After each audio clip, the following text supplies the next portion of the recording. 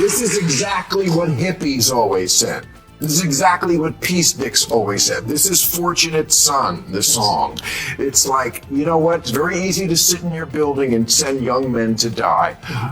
Apropos of Ukraine. Yes. Because, I don't know, that war doesn't look like it's going in the right direction. Not at all, no. But just so, just don't lie to me. I don't like Donald Trump. Don't lie to me and tell me he wants in front of a firing squad. He was saying something that, by the way, if it came out of the mouth, some of it, not the stupid part, again, sounds like what hippies used to say about not sending people. In this clip, Bill Maher finds himself clashing with his own audience after boldly calling out modern progressive dogmas, raw, direct, and with zero filters. He doesn't just debate his guest, he stares down the entire room. The tension is thick. Maher, once a trusted voice among liberals, seems to realize the cultural tides are shifting beneath his feet. I hope I'm getting this right, not just for America, but for the world, he says. Stay tuned as Maher holds his ground and defends the value of hard truths, even when the room isn't ready to hear them. If you appreciate honest conversations like this, make sure to like and subscribe. It really boosts the channel. I agree with you on the lying. I mean, that is ridiculous and absurd and counterproductive. But when did Donald Trump ever criticize a war hawk the way a hippie did? I mean, was it during Vietnam? He got out of going to Vietnam, but he didn't criticize I'm not defending Trump. Yeah. I'm just saying, don't lie to me. I agree with that. I mean, that's just a distortion. It's counterproductive. I mean, the number of Trump people you talk to who talk about the media and giving them any ammunition like this. I mean, I saw headlines, chyrons on television this morning saying that Donald Trump had said that Kamala Harris should be executed.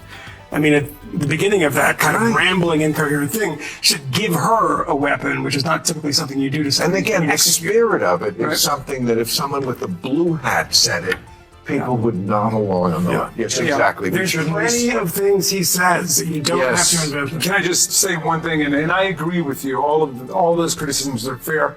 But there's been a lot of violence, as Nancy Pelosi knows, and a lot of threats. It's hard not to notice the irony when Bill Maher says, "Don't feed me lies," considering how loudly he's echoed the mainstream script since 2016, especially in the chaotic haze of 2020.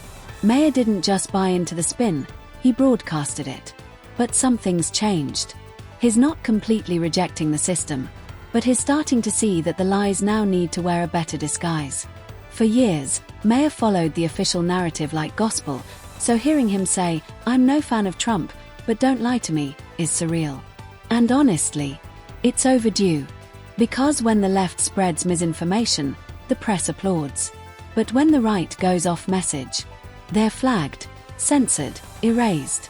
Let's be honest. The playing field isn't uneven, it's... Half the country is like, that's the way we all talk. We don't watch our P's and Q's. I also get a little annoyed about the media, the constant media criticism of the mainstream media. This is a fair criticism, but it's coming oftentimes from people who are like frequent viewers of the Jesse Waters show or whatever. You know what I mean? Like there's a whole right-wing MAGA media. Like it's not 1984, right? Where there are only 3 networks. And if they're if they're biased, if Dan Rather is telling you something that's wrong, that's like a really big deal that it's biased because 60 million people are watching Dan Rather. It's like as many people like are watching daytime MSNBC as are watching primetime Newsmax, right? So it's like, you know what I mean? So obsessing over the criticism, right? So obsessing over the criticism of it, I sometimes think is a little overkill. So JD Vance said teens are purposely becoming trans to get into elite colleges. Well, it is. I don't think that's how. I don't think that's why teens are becoming trans. Wow. Just to throw it all on the table, I'm not so sure that elite colleges don't want trans, possibly more than they want people who are not trans. I mean, that's just where the far left is. But I don't think they're purposely doing that. He also said that he wouldn't be... What's his plan for the White House on that? This isn't the first time Maher has played the truth seeker role, and yeah, it's a bit much. For nearly 10 years, He's been one of the loudest cheerleaders for the very stories he's now doubting. But the real issue isn't just that he was misled, it's that he amplified the deception to millions. Week after week, Maher used his stage to ridicule skeptics, dismissing them as nutjobs or conspiracy cranks. And now that the official narrative is starting to crumble, he's trying to walk away clean, without taking any responsibility. Sure, it's better than nothing. But let's not rewrite history. Maher wasn't just a bystander, he helped build the illusion. If this is his awakening, we have to ask, how much of what he once mocked is actually turning out to be true? Trump loses, do you think Steve Bannon will lead election denial efforts? No kidding. Now that he has been released from prison. He would have done it from prison. Yeah. I talked to Steve Bannon, I interviewed him in 2020, and he told me a month before the election that they were going to deny the results. A full month before. He told me that in an interview. They were going, like, there's no way Trump is going to concede, and I don't suspect he'll do that again. There's only ever two outcomes with them. Either we won, Correct, or it was rigged. Yeah. It's Yes. I can't believe that question. Yeah, I mean, we've been living with this for 10 years. Yeah. I don't know if it's gonna.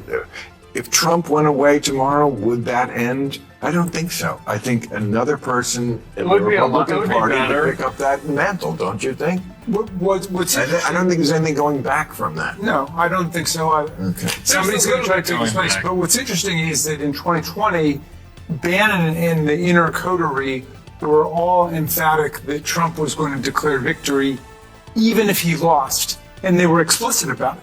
They're saying, regardless of whether or not he wins, he will declare victory. Can I give you one happy thought though on this? Yes. I agree. I agree thoughts. that they'll try in the future, but like it is really hard to imagine like a mob of people storming the Capitol waving JD Vance flags. Like there will still be election denialism, but like Trump's unique charisma is important, and like removing him from the process is a good thought. Tell me what you think in the comments. No, Bill Maher hasn't gone full conservative. He's not wearing a MAGA hat or taking the red pill.